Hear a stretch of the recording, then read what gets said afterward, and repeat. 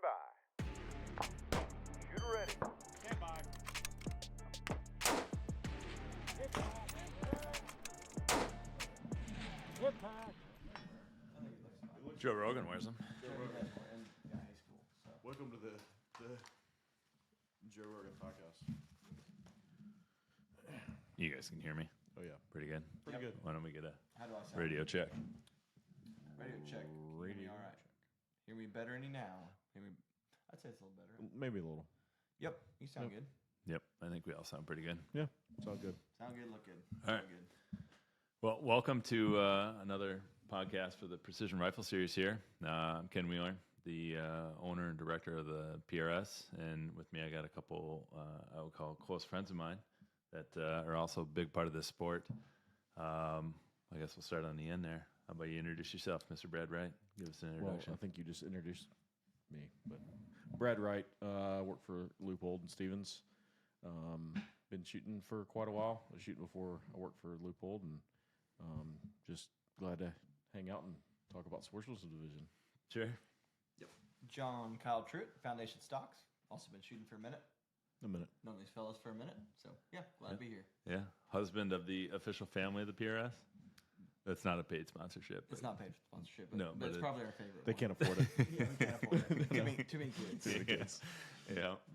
Well, welcome here, guys.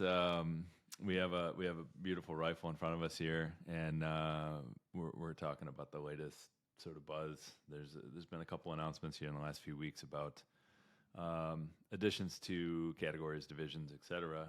Suppressor category we added, and then there we go, and Sportsman Division. So yeah, John Kyle, why don't you tell us what this rifle's doing in front of us, and maybe your involvement and what you're thinking about this division. Sure. Yeah. So the division came out, and I, for one, and I think Brad as well, thought it was, for one, a great division, a great ad, and the reason being was, and it's some of the intent behind it, like you mentioned, as far as the inclusiveness of some shooters with shooting what they have, right? It allows us to go into our safe, and like, for instance, this is the exact build that John Winston killed his deer with this year, right? And very similar to what Ellie killed her deer with as well. And so it's, just opens up the door quite a bit to other shooters. I know it's one thing that we talk about, that we don't want to make rash or changes or additions without plenty of forethought, right? Because it can get pretty convoluted. I think this is one area that has a pretty broad appeal and pretty broad exception, right? And so you asked about the rifle. The rifle before us, like I said, it's a pretty standard hunting rifle build for us at the Foundation House. This one specifically, So we have the Oklahoma Special we have the Oklahoma Special. for competition, That's right. which I think everybody knows what that is, Sure, right? And, sure. and it wins a lot of matches. It does. We're fortunate to have some great Only in the guys running Sportsman it. Division now. Well, for sportsmen, no. I mean, this is now the Oklahoma Hunting Special. Yes, Hopefully. there you go. Yep. As far as for us, the stock itself here is a Gideon from our new hybrid line. So that's something we just introduced here recently. So it'd be awesome if we could make a Oklahoma hunting edition. So I think we're looking at it. So yeah, so it was something when you officially announced it. Nick Deppersmith from Hawkins Precision and I were talking, and we were like, "You got any free time?" Which free time is relative. Do you got any time we can like chisel in? So he hopped on a plane, came down. We shot some content. Both putting together a rifle and then going and shooting, comparing. Anyway, so that content's going to be coming out here in the next couple weeks. But it was just something both of us were pretty excited about. So we did that really quickly after it was announced. And this was actually the rifle we used for those videos. Heck yeah, that's gonna be cool. Let's talk about the optic on top of there, right? That's Brad Wright's forte here.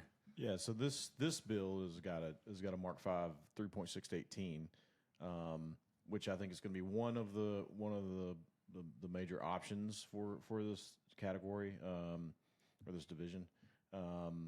It's right around 27 ounces. So whether you go this route or the new Mark IV HD with the 624, they're within an ounce of each other. So I think it's going to be a solid option.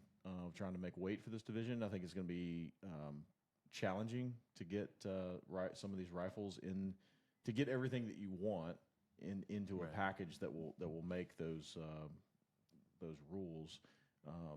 And with these optics being the lightest in their class. I think it's going to be a great option for it. So I was actually surprised earlier you were talking about the weight difference between the Mark IV and then this specific Mark V, and it's way closer than I thought it was. Yeah. So I really didn't even look. We have some Mark IV sitting there at the shop. I really didn't even look. I grabbed this Mark V actually off of my hunting rifle that we just took to Colorado and threw it on there. But had I known it was within an ounce, which I know I can look at the box or like weigh stuff, Yeah, but who does that anyway? No. I would have probably just not Read the instructions. you know, kind of optional. But yeah, so a couple great options really for you guys. Yeah, So- I think for most Sportsman Division rifles, this optic, the Mark IV or Mark V is probably what's going to be on top of most of them. It just helps make weights so you can get more barrel, really, right? Sure. You know, there's good options out there. This Gideon's a great option for a stock that's composite. It's lightweight. Of course, Impact Precision makes fantastic actions that are pretty lightweight that are good for this. And if you put a steel fluted barrel on there, as we have shown here, how long is that barrel? This barrel's a 20-inch barrel, but 20. specifically because I was wanting to run suppressed with it. So Yeah. honestly, you talked about being maybe tough to make the class with some things you want, but it really wasn't hard to get this rifle. This rifle right here, as it sits, weighs about 12 and a half pounds. And so you have some room to play with, for one. For two, again, we're running a pretty heavy suppressor on it. So there's a couple things you can do. It's not the lightest action you can do. There's other lighter actions from Impact. There's lighter action as well. And so there's several areas where you could pick and choose here a little bit differently. Which is kind of what. Sorry to cut you off there, Brad. I mean, that's kind of what when we came up with this division. We made it 13 pounds, and it was partially based off of NRL Hunter, right? As a 12-pound rifle. Adding the extra pound allowed us to do a little bit more with the whole setup, right? If you want to run a much heavier scope, you can do that. If you want to run a longer barrel or a heavier weight barrel or something heavier on the end, like a nice suppressor, like it gives you those options. But it's mostly intended for, the general hunter that has probably a pretty nice rifle, or somebody that picks up a Tikka or a Browning or Winchester or something like that. Make it box fed and come shoot with us. Sure. Right? Yeah. I was just gonna say, I think having that weight limit, basically you're just gonna have to make compromises some places. So like, say you didn't want to run a suppressor, that's fine. You can run a longer barrel, or you want to run a heavier scope, for example, then maybe you do run a shorter barrel, but without a suppressor. Like, it's going to be a fun game of Legos trying to meet the requirements, and I think that's where the fun's going to be, and also I think it's going to push the hunting rifle space, like as it has in the competition space, right? So like, it's just going to push these advantages more and more, and push companies to come out with, a rad hunting like stock, for example, that meets the competition requirements, if that makes sense. Right. And same thing with optics and rings and everything else. So, I mean, speaking for where we come from on the stock side, that's one thing. You don't push your equipment generally, right, nearly as hard in your everyday use or everyday hunting use as we do when we run it in a full season. Yep. Running the PRS. I know if you're running hard and fast, I mean, we're running thousands and thousands of rounds through our rigs.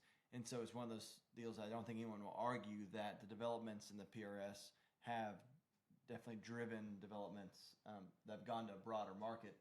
And so, like what Brad's saying, I think it's going to be good for the market in general, because you're going to have more innovation to meet this division. Yeah. And I know personally for ourselves, we're already doing that.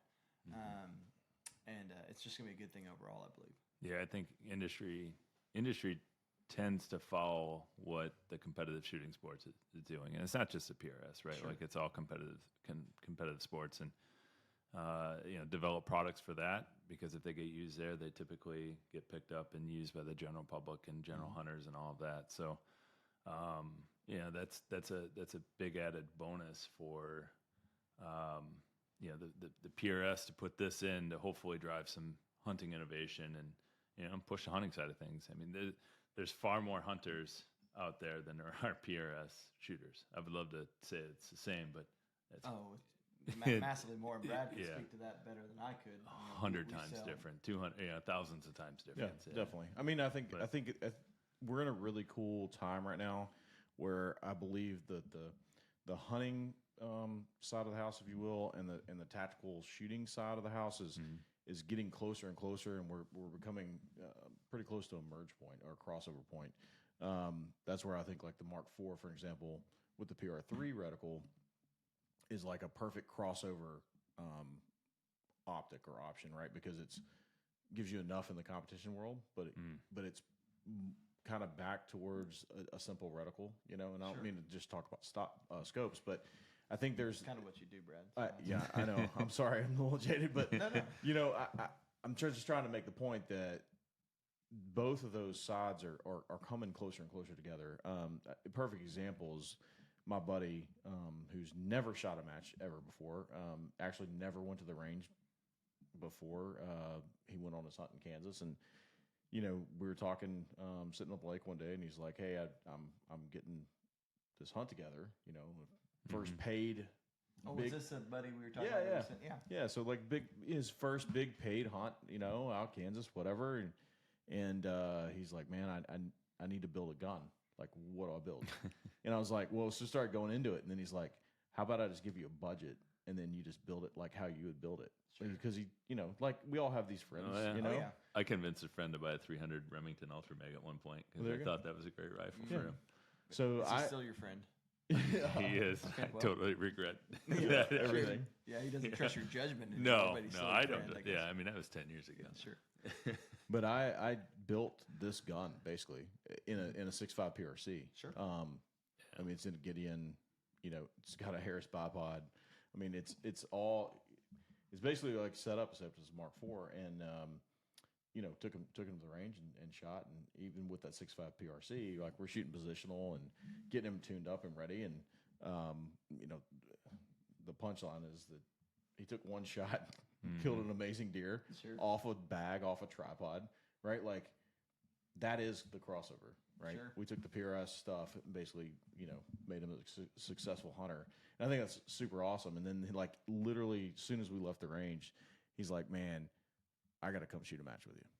And I think that's the cool thing. And I think for the PRS and the growth of the sport, man, if we could get more of those guys, you know, and if they could just bring their gear that they already have, where the barrier to entry is so much lower, hey man, like it could be awesome, right? We could grow that sport a lot. Sure. I got a question for you, Brad, on the optics side of things. Awesome, can't wait. So there's a lot of hunters that mount their 3 to 9 optic on their hunting rifle, right? Mhm. And never touch it, right? I mean, they go to the range. Sure. They'll Oh, yeah. They'll pull the caps off. Yep. They'll get the coin out and click, you know, and until they're on paper, hitting the center of a pie plate. So tell me how those guys, how do we get those guys to shoot a scope that's not capped, right? And Yep. then actually know how to dial and Honestly, do all it's that. intimidating. Excuse me, it's intimidating for a lot of people, right? They're like, "You don't touch it. Yeah. You set Yeah. it, you zero it. Set it and forget it. Set it right. and forget it. Yeah. Yeah, it's Just tap on it hold maybe. high, hold high. You got to tap on it. Right? Yeah, you have to tap on Yeah, it. like- Everyone knows that. Yeah. So I told the story earlier today here at we're at the AG Cup, and I told them how like, you know, when some people are giving presentations and they like play with stuff and it's just like a habit, right? Fidgeting. Yeah, you know, because they're like nervous or whatever. Well, I do a lot of trainings, a lot of presentations, and yeah, and one of the things that I do on purpose is I'll take the scope and I'll hold it by the turret and I'll just spin it with my finger, like all the way up and all the way down, right? Like just running the elevation. Sure. And you've never seen these people freak out like that. It's hilarious because they're just like, oh, he broke it, right? And yeah, they don't understand that it's made to be used, right? And but I think that's where that crossover is coming. A lot of that old mentality of you can't, you know, set it and forget it or dial it and don't touch it, you know, is going away. And I think that's really awesome. But one of the ways to kind of, I don't know, get away from that is to show that, hey, you can take a hunting gun and do this kind of thing. And you just become more capable and more ethical and everything else, right? And I think that's super awesome. So One of the things on your comments on when you posted it, and then people are commenting, asking questions, and critiquing, or whatever the case may be, or Constructive. offering constructive criticism. Yeah. As you see consistently, and I even heard it yesterday. Excuse me, with some gentlemen that were asking, well, what about 6547? What about these other ones, right? So, why the 65 Creedmoor? Yeah. Yeah, 6547. I'm going to drink a year. It's okay. Go ahead. 6547, 260 Remington. What about 30-06? Yeah. Yeah, what about it, right? Those About 30-06. Am I making a claim that those aren't sportsman rifles? They are. And there's been a lot of animals killed with those rifles and calibers.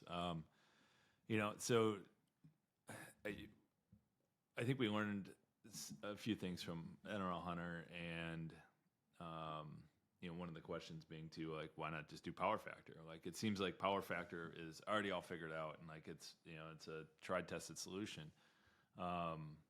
One of the things of the power factor that I don't think it was intended to do, but the result ended up being this way, is that it created 25 Creedmoor as a perfect caliber for NRL Hunter, right? Like it, just happened to meet that power factor, and it's a ballistically amazing bullet, and moving at good speeds, but there's not a lot of hunters and sportsmen that actually use it. Not because it's not suitable for that; it's 100% suitable for it, but it's not. It's not. You're not going to the store and buying a box of it for one. No. I mean, it would be awesome if you could, right? But 6.5 Creedmoor is the new 308. It's the new 270, the new 30-06, or whatever you want to call it. Yep. Where our partners in the sport, and people also want to criticize that too. Like, well, this is just for the sponsors. Well, they're a big piece of this, right? Like the sponsors are part of it. The match directors are a big part of it, and the competitors are a big part of this. And it takes all of us to be successful to do this. And 6.5 Creedmoor is a round that's sold everywhere, in very large volumes. So, limiting it to just that caliber is eliminating these guys from, if we would have said all just 6.5s, it wouldn't have taken long before somebody came up with a 6.5 variant that's just a little bit different, a little bit better, and anybody showing up to a regional one-day match or a two-day match for the first time, would feel at a disadvantage because they came up with this, they showed up with the 6.5 Creedmoor and not a 6.5 improved something. And I think it's hard to overestimate how long it takes a caliber to make it mainstream, right? To where it is on every shelf in every outdoor store. And like you're mentioning with the 6.5 Creedmoor, it really is the 308 now. It's everywhere. Guys can get it. Guys are familiar with it. I mean, my father-in-law, who's hunted his whole life but never shot any competition, and he's just an Oklahoma whitetail hunter. He knows what 6.5 Creedmoor is. Right? He has a rifle built in 6.5 Creedmoor now. Ralph, my 92-year-old guy from church, who is just 100% convinced he's going to come shoot PRS matches and be competitive. I'm like, Ralph, I will give you all the gear you need. I think you'll be the oldest person to ever shoot PRS matches. That would be awesome. We're going to do it. Let's go. So That's cool. Ralph's going to come out. Gap Grind 2025. He's got a 6.5 Creedmoor, right? So it's that round. It's that round, and it's a level of, I don't know if comfort's the right word, but it just, these guys, I think a lot of times shooter or potential competitors are intimidated to step into it because it is fairly intimidating. So you give them something that they know, something they're comfortable with. Yeah, I've got one of those. I've shot one of those. I've killed animals with one of those. Maybe it's just a little less of a barrier to entry into the sport, right? Well, I think one of the things too is that you can't make it too complicated, right? Yeah. When you overcomplicate something and throw in a whole bunch of different calibers or whatever, it just gets crazy. In this way, it's very simple for a match director. It's very simple for somebody new trying to understand the rules. I mean, I'm sure we'll go into the rules here in a second, but they're very simple. Like, let's not overly complicate it. Let's not make some crazy stuff where people get intimidated, like you said. And let's just make it a fun, division that challenges people, kind of bridges the gap between the two, and let's go have fun, man. You know, I've heard from a ton of shooters who've been around for a long time shooting, and they're kind of jazzed because it's like the next little challenge. Well, Like it how makes good you how step good can I back a how little good bit. can I be? And we saw that, not to give away the content of a video that's up and coming, but we took a open rifle, 27 and a half pounds, 6BR, Yeah. shot it alongside this rifle here, and it was fun. And Yeah. honestly, what it made me realize was this other rifle is so heavy. I don't want to pick it up, right? Yeah. And it was a lot of fun. But we're also, I think one thing that some people get concerned about is people don't want too many rules, right? Because I mean, I think PRS in general from the get-go was a bit of the outlaw sport, right? It's a deviation from the bench rest. All these rules, these little things that will catch you up, but that's not going away. No. Run what you run. Run your open stuff. And you need put every rules. doodad you want on it. But you don't want too many rules. Right, sure. It's okay. I mean, we're at the AG Cup, right? We're staying in Verbo. That's what the where we studio are. studio is here, yeah. And I think we saw that today. I mean, the AG Cup is run on a. I mean, it's essentially the same rule set with a couple tweaks or whatever. It's we're not competing to earn points in a national championship or anything like that. Just money. So yeah, just money, and it's Tom And Fuller's pride. money, and A lot of pride. and a lot of pride. But if Tom wants to run things a certain way, that's his prerogative. Yep. Right. But we're still going to abide by the PRS safety and all of that, right? But I think we learned a few lessons today, with course of fire and sequence and whatnot, that the rules make sense. So they're there for a reason, so that things are black and white, and it doesn't bring any ambiguity into a situation where it's like somebody got a better shake out of something, right? Sure. It was a perfect case point, right? Like a case study. I mean, Yeah. And we didn't intend it to be that way. It's just situations happen, and we, me and Ken were in the same RO squad, and just seeing some of these things come up, and we both kind of look at each other like, that's the reason that we have it this way. Yeah. Again, not that Tom ran it a bad way or anything. He has his own flair, and that's what AG Cup is for, right? Like it's an awesome match. it's Yeah, it's so awesome, Yeah. right? But it was just cool to be able to be on this side of that, because typically we're shooting. Yeah. I very rarely RO, especially at a match like this, and it was cool to see that and be like, oh, this is the reason why certain rules are a certain way, and we do certain things because rules are good to a point. Yeah. I mean, you don't want to be overbearing, but it needs to make things fair across the board, right? Makes sense. That's the Sportsman Division through and through, right? Like 13 pounds, 6'5" Creedmoor. Don't try to game this. Just come out and shoot. Yeah. Like run what you brung. But if you want to build a custom gun like this, then you have the opportunity to do that, right? But if you have that gun that's sitting at the house, come on out, man. Let's do it. Let's go. Yeah. I mean, the difference is weight makes a huge difference, right? And so that's one of the key factors here. And so if you were to let's just take the sport without the Sportsman Division or a match, right? If you're going to come out with something, an accurate rifle that's you're safe, right? But that weighs 12 pounds, you're just going to get spanked. Yeah, you're at a disadvantage. You're going to get spanked pretty hard. And you may Probably, be, I mean, most likely. Most sorry. likely, That was a bit of a blanket statement, Probably, but most yeah. likely Yeah. you're going to get spanked. And so now you're competing in division, and you may still get spanked, but you're not going to get gapped necessarily. So I think it's going to be a good thing. I think it's gonna be awesome. I really do. Yeah. No, I'm excited about it. I typically run a upper 20-pound rifle. It's a 25 GT and a Samson stock with a Leupold Mark V on it, and I mean it's a heavy rig. This last gap grind, I ran a 18-pound 6 GT. That's a Gap PPR production rifle, and there was something really fun about like just having to manage recoil again and like being in every shot, right? And I think a lot of shooters as they're developing, that the solution to all their problems is just make things heavier. Yeah. And I don't think that's Well, in your fundamentals, that's one thing. Again, just referencing what we were doing the other day that Nick and I were kind of laughing about was, all right, get back behind the rifle. Or as we were shooting positionally, the first shot reminded us, okay, get behind the rifle, drive the rifle.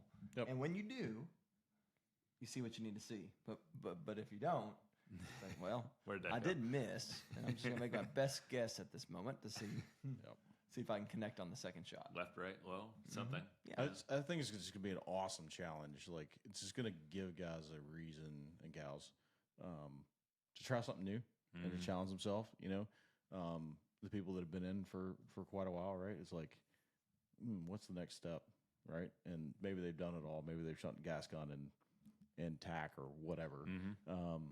But like, how far could they push it? And I think it's gonna be cool. But yeah.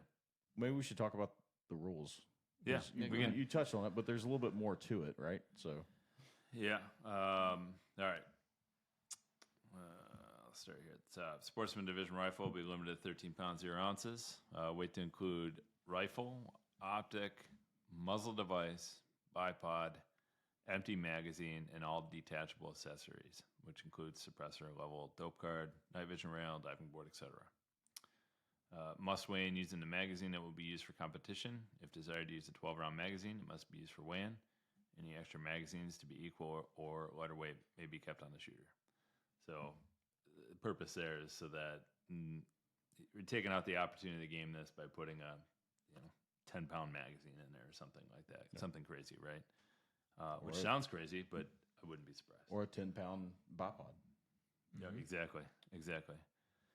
Must use a rifle in as weight-in configuration or less. Cannot attach a front plate or plate bag. And why is that? Who shoots? Who hunts with a plate bag? I know there's some guys out there that do that, right? Like, Ken may have gotten a text from me with that exact question, to which his answer was, "Do you hunt with a plate bag?" Yep.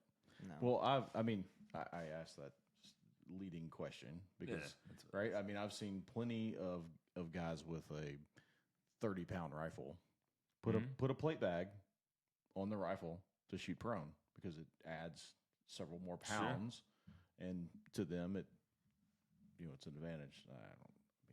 Whatever. To each But his own.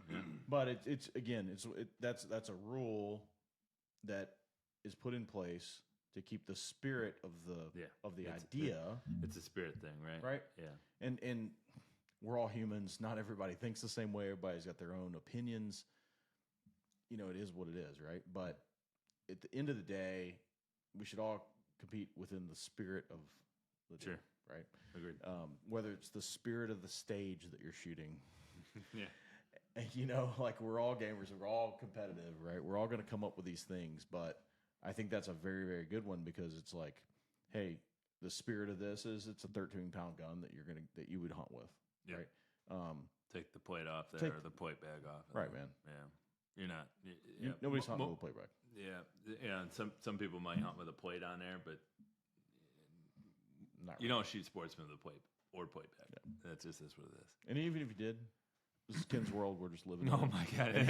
No. And he made the rule. Send your emails to Ken. If you send it to info@precisionrifleseries.com, it goes to Megan Edged, and she'll filter out the good stuff for me. Sift it. Sportsman Division rifles can be custom, factory or factory modified rifles. Modifications for accuracy or weight are acceptable. Sportsman Division rifles will be limited to 6.5 Creedmoor caliber only. Ammunition will not be controlled. Factory or hand-loaded ammo is acceptable. Cannot exceed a muzzle velocity of 3,200. Match officials may request at any point during a match that a competitor fire their rifle through a chronograph. Make sure it's not 3,200, right? I mean, that's in standard. Every division rules, open division, standard, tactical, whatever. Yep. Yeah. Yep. That's it. Pretty cut and dry. Yeah. I mean, you would think. You would think. Yeah, but it is cut and dry. Again, like the spirit of the deal, man. Let's go have fun, and I think it's going to bring a lot of interesting nuances and challenges and people to the sport. I think it's going to be really cool. Like I, for one, while this was announced, I went and got my my kid's 16-inch 6.5 Creedmoor and went and put it on a scale. Yeah. Like that second. I bet was you a like, lot of things were weighed that evening or the following evening. Oh yeah. Like what Would this make it? Yeah. But what if I? Why is this magazine so heavy? Yeah. Who makes the lightest magazine? Google. Could I get around? Could I get away with 2 5-rounders? I mean, Yeah. you know, Yeah. there's gonna be some cool stuff. Yeah. I look forward to see how it pushes innovation and whatnot. John Kyle, I know that you've been working on this stock for a while, and I think to probably offer our community an awesome package for hunting with, right? Sure. An awesome stock to go with our custom rifle builds. But I mean, the timing is pretty good. Yeah, the timing's great. I had no idea about Sportsman Division, and honestly, the hybrid line has been in the works for a couple of years now. So it's something where it was really a process development, wanting to bring something different to the market, and wanting to bring the foundation feel over to a 2-pound, to a lightweight hunting stock. And so the ability and the process that we came up with to join the micarta with a closed cell foam core wrapped in a Kevlar carbon fiber, I know this video is not about that stock, but it was something that took quite a while, and honestly was quite a bit longer road than my initial stock development was to get there, and then having that product, and then just recently we announced it last year at SHOT Show, and then as far as actual production, that's really just been the last few months, as far as getting them out there and getting production numbers up, and then something like the Sportsman Division. Honestly, I'm excited about it, just even from the standpoint of seeing over the next year how it performs in a strenuous strenuous environment. So it's it's exciting, and it also pushed forward. I mean, going to your point about pushing those suppliers, pushing those manufacturers, as far as what's new, what can we offer for that. It's pushed forward some other projects for us that we lit the fire on a little hotter, knowing that, hey, there's a market for this, within our current customer base, and then like we spoke about earlier, it's amazing how much of what we do here in this small community bleeds out into a larger market. So, yeah, I'm really looking forward to seeing where industry takes this. We might end up with some really good 6.5 Creedmoor match ammo. I'm sure we'll see the development of stocks even more, maybe even optics to light rate, tactical style optics. And then even full custom rifle builders. There's like we said, the Brownings, the Winchesters, the Tikas, maybe even big companies like Gunworks that we get their attention, or Christensen Arms, or companies like that already can play in this space, but now they have sort of a purpose competition, rifle that they can focus on or develop to, and giving them a reason to come play. Yeah, like they're already doing mountain rifles, and they're already doing the lightweight thing. Yeah. But it's more hunting driven, and they're not necessarily, or maybe they are, I don't know, in that crossover realm. And I think that's where this division plays is that crossover. Like at the pinnacle of the crossover, that's where it's at. And so bringing them into our world and us into their world, it's pretty cool. And I think the opportunity is pretty limitless. Hope so. Yeah, I think it's cool. Yeah, and who knows? I've talked to a lot of folks too that are typical open shooters, both regionally and then the Pro Series, that have said like, I've already weighed up my hunting rifle and I'm going to make a couple tweaks, and I'm playing. You know, I might not do it the entire season, but I'm coming out to shoot. So should we talk about the carrot to get people into to shoot this division? Oh, sure. Yeah, I wasn't even thinking about that. Yeah. Go for it. So, Bradley. yeah. Carrot holder. Yeah. To add a little incentive. If Brad you will. Wright is personally going to up front talk to his wife. That's a no. No, to add a little incentive into getting some folks into into trying this division and going after it. A couple of us come together and decided to put a rifle together. Yep. And it will basically be given away at the finale for the top sportsman shooter for the year, which I guess would require you to shoot sportsman at the finale. Oh, yeah. Yeah. Sure. Yeah. So it'll Yep. be it's going to be interesting. You have to go for it. I mean, it's going to be a challenge. It's definitely a challenge, but Yep. it's going to be a Gideon stock from Foundation, an Impact. I think we decided on a round. We did do a round, a Do little bit round, lighter. a little bit lighter. It's going to be a Mark IV 624 PR3. It's going to be a Studeville barrel. He's also going to do the work and build the gun. It's a Trigger Tech trigger. It's a Hawkins bottom metal rings. I think muzzle brake. It breaks pretty light. Yeah. Yeah, and then Ace. Oh, not Ace. I'm sorry. CRB is going to provide the barrel. Excuse me. What am I forgetting? Is that everything? I think that. Bipod? No bipod. Not Bring your own bipod. bring your own bipod. I mean, BYOP. we'll work on it. B. But maybe MDT. Maybe MDT would.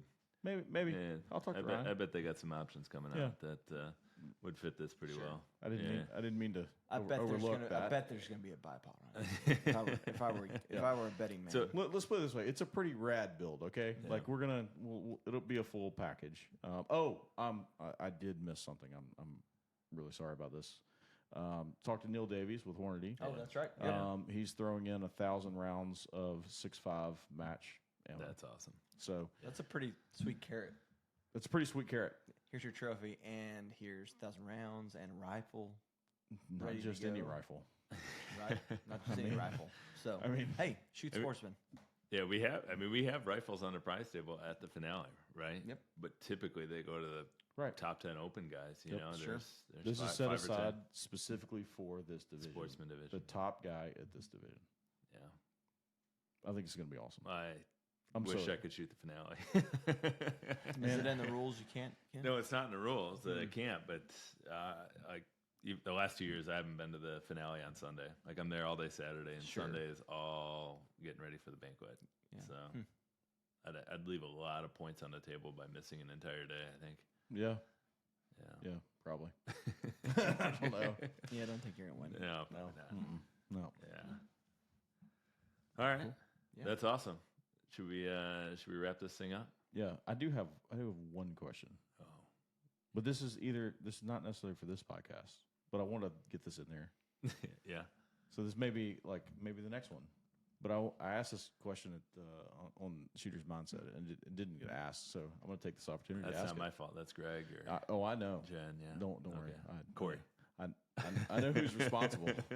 No, what I wanted to ask, and I think it's a good topic. And again, you don't have to answer this now, but I think one thing that us as shooters, not necessarily manufacturers, but shooters, and we're in that community, should ask you and the PRS is. I'm kind of wondering what this question is. Oh yeah. I like to draw- He's beating around the bush. I like right to now, draw isn't he? this out. Yeah, You know, it feels that way. is what can we always ask the PRS to do something for us, like always. Like I don't like this rule, or I don't like this, or I like that, and blah blah blah blah. Okay, but what us as shooters can do for the PRS to get PRS to its 5 and 10-year goal, right? Yeah. Like we're obviously you're not going to be in the same place next year or the following year, and we all have 5 and 10-year goals. So what can we as shooters do to help the PRS and Ken Wheeler and everybody, the community to get there? So I didn't know you were going to ask me this question. Yeah, but you're welcome. It's so. I mean, Good question, but good question. It's fantastic, right? I mean, this is typically what I wake up in the morning thinking about, right? Like, you know, the sort of health of the organization, health of the sport, health of the community, and how do we grow it, right? And depending on the day, I mean, it may be, you know, the answer might be heavily emphasized towards sponsorship, right? And getting sponsors involved, and and getting them data and information, helping them make decisions. That's a big part of it that I think goes unseen by the community. But what can the community do to help? Through something like this. I mean, many of us have more than one rifle at home, right? Many of us have the opportunity to bring somebody to, introduce to the sport, whether they shoot a stage or, just come spectate, or they shoot the whole thing, right? It's not a cheap sport to get into, but hopefully through, opportunities like Sportsman Division, we can expose some more people to it and just get them involved. I can't tell you. I mean, I've brought many people out and exposed them to the sport, and had them shoot a backup rifle that I have, or leftover parts rifle that I put together, or something like that. And I've never had anybody say like, it's just not for me. Sure. It's always, that was an awesome experience. Maybe I can't afford this right now, which is fine. And it's our responsibility as organizers of this to try to make avenues so it's more affordable, i.e. rimfire or sportsman or production or whatever it is, right? But yeah, I don't think I've ever introduced somebody to this that they haven't loved the entire experience, right? So, I mean, do what you can. Bring somebody out. Introduce, bring your neighbor out. Bring your coworker out. Bring a friend out. And try to get people to set their egos aside. Like, that's probably the hardest thing, right? Swallowing a little bit of pride. Nobody has egos in this sport. Nope. Nobody. Yeah, we put them all. We leave them in the parking lot, right? That's it. But, Definitely. Yeah, I mean it's tough. Like, I remember my first match, with a Remington SPS and 308. It probably weighed about as much as this, and had half the technology in it, and I got 4 impacts. 4? Yeah. Well, that's bad. That's really bad. Wow. Yeah, it was terrible. I didn't do that bad when I I started. didn't either. That's pretty I mean, rough. it was bad. Don't get me wrong. I had a loose. Oh, here we go. Here we go. I had Okay. a loose rail on there. Actually, Jim C was at my first match, and he picked up my rifle and was like, click. Oh, And there's your problem. There it is. I'm like, maybe that's why I was missing a mil left, a mil right, mil left, mil right. Yeah. But man, I couldn't wait to come back for my second match. Yeah. Sure. Like, and Well, and it goes to say something too that even shooting that bad, Ken, that's terrible. you still felt comfortable to come back, right? Yeah. Which I think is I'd like to say is a vast majority of the experience of people when they first come, because you are, with very few exceptions. Honestly, I don't know if there's any exceptions of anybody. I'm talking the guys at the top who, when they first started shooting, came out of the gate just balling, right? I don't think there's any of that happens, right? No, I doubt it. So everybody comes out, and quite a few people have this expectation of, I've shot all my life. Yeah. I was in the Army. Yep. I know how to shoot, and then they come and it's like, whoa. I mean, I don't know if any that just got 4 impacts. No. But there's a few. There are a few, but no, not disparaging you, Ken. I'm just playing. Oh yeah. But I said it for a reason. but no one came out just hitting the ground running. So, but the fact that they came out and it wasn't that, hey, I'm so embarrassed I never want to show my face again. Right. It's that was a ton of fun, and the people were great to do it with. I want to come back. Yeah, I got something to learn. I Right. can grow. Yep. Right. Yep, I can do this. It's a pretty cool testament. And this is something that I tell people who are, I'm either helping, or I'm doing an event, or whatever through work with, is that I tell them, like, we all started somewhere, right? Yeah. Every single person, every guy here at AG, they were all were that guy. Yeah. Right. Yeah. They may have got more than 4 impacts, I but guarantee they did. but we all start. We were all horrible when we first started, and to never forget that, right? And I think it's important to be humble and to bring that, like, to understand that when you're at a match and there's people around you, to remember that you were that guy, right? So you may not. Everybody has their own shot process, and I started listening to music, while I'm not necessarily shooting, but while I'm off the line, especially on a 2-day, just to be in my own headspace. I know a lot of guys do that, but I think it's super important to be self-aware, right? And like, just notice those kind of things. And I think it makes a huge impact on people that are coming up. Yeah. That we help those people out. You mean like engaging with those folks, Yeah, like and it doesn't during have- a match? Yeah, I mean, it doesn't have to be Yeah. like while you're in a shot process or to mess you up or whatever. But man, it doesn't take much. Yeah. You know what I mean? Yeah. Like just one or two nuggets. Mm-hmm. You know, and not only that, but like, and I'm not perfect, and John Cowell Well, he's makes pretty me perfect. realize this every time I'm around him. No, stop it. Number Yeah, 2. Stop. But you know, just the way you carry yourself in those squads and that kind of stuff, and we all like to talk a little BS and you know have fun, but there's also people watching. Sure, So, sure. you know, Mm-hmm. I'm not good at it, but I try.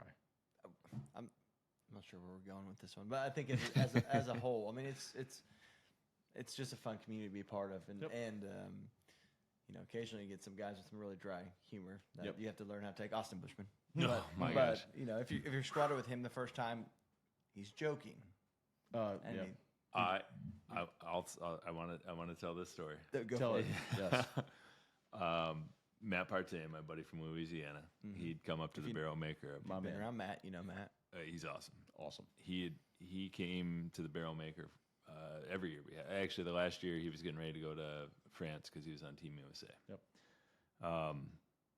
He and I decided we're going to shoot a match somewhere together. So we picked Justin Watts, summer. Okie Showdown. Okie Summer Showdown. It was Okay. in August. Yeah. Now it's Silent Night. It's the Right. same weekend, but it's Silent Night now. But Okay. it was a summer match, daytime match, and Beautiful time to be in Oklahoma. it was Awesome. hot. It was hot. No. so Partain picks us up.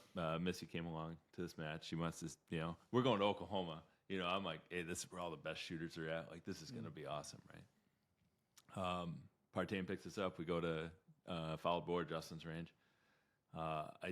We get there to the zero board. I find out what a sandbur is. Like, as soon as I step out of the truck, There it and is. I got one on my foot, got one on my ass. Like, it's all over my We back. call them stickers. Stickers, whatever. Yeah, figured Stickers. out immediately. I send like 3 shots at the zero board, and like they're the most perfect 3 shots I've ever had. I'm like, Partain, I'm putting it up. Like, let's go check into the hotel, get some dinner, and we'll see how the weekend goes. Right. Friday night, we're having a thing before the match starts. Justin's got actually Tate I think was making tablitas and stuff, and Sure. everybody's Yep. kind of hanging around. And first time having that, and my first time in Oklahoma, like I'm getting the whole experience, and I meet Austin Bushman, and I know I'm squatted with him, and I couldn't believe the cocky confidence this guy has, and he's like, I'm winning this match. And he just tells this to my face. I'm like, I don't know who you are, Sure. but like, yeah, I bet you are, man. Yeah. We'll see. We're squatted together, and I've been shooting okay. I come out of the gate, and like my first 7 stages, I drop 1 impact. I'm shooting lights out. Never shot better. And then Austin Bushman finds out I'm shooting a production rifle. It's a Gap PPR. And he starts looking it over. And then he starts in with this, I'll call it humor. Sarcastic. That ain't a production rifle. Look at that. That's got a custom action. That's a Manor stock. You're shooting a Mark V? Where can and he just starts laying into me, right? And I just proceed to bleed points. This may not be the best story for inviting people into the sport. Well, This took a bad turn. This is Austin Bushman for you. But I never wanted to punch somebody in the face so hard at the This end of that podcast first day. is taking a turn. Yeah. Yeah, I'm waiting for it to come back I'm friends around. with him today. I have no problem telling him this, but I think he's a little different person today. But back then and guess what? I bled like 6 or 7 points, and I finished like the end of day 1. I was in like 9th or 10th place. I'm pretty proud of my efforts. Sure. Came out day 2, and I dropped, I don't know, another 6 or 8 points, and I think Austin dropped like 1 point that entire day and won the match. Like, Well, he did tell you. he told me. He told me. Well, when you see this podcast, you should text Austin and ask him how his day went today, because I was Austin and he was Ken today because I gave him the business all day because his was not great. Yeah, he still made day 3. Yeah, but well, Get lucky. It was fun though. Yeah. Anywho, that was my Anyway. first taste of Oklahoma. Nice. Shot unbelievably well for a little See? while. I It's think I just was something beating. in the air. Yeah, maybe. Right. Yeah, I should The spend more time there. It's it's stickers. Stickers. Yeah. Right. No, we're Anywho. very careful not to bring the stickers back to our place or to Yeah. our house. No, you don't have that problem at your range. We don't. And if one shows its face, it'll be chemically blasted Yes. until it never returns. Scorched again. earth. Scorched earth policy. We'll start over. Bring the dozer out. We will not have stickers. No. Nope. I actually, I was at a match in Wisconsin 2 years ago and sat down on a sand pile and found one and was appalled. And I looked around. We had them there. And you know why I had them there? I'm sure they came from They came somebody from in that trip. Oklahoma. They came from No, that it wasn't. trip. It wasn't me. It was No. you. It was you. Ken No. Wheeler. Probably. Introduced. It's like an invasive species. Yeah. And you're the culprit. So Wisconsin, You're welcome. Ken Wheeler. Sure. All right. Well, I think we should conclude. Thank you guys for being a part of this. Thanks for having us. Yeah. No, this is fun. We'll do it again sometime here soon. Thank you guys. Sounds good. You bet. All right. Good night. See ya.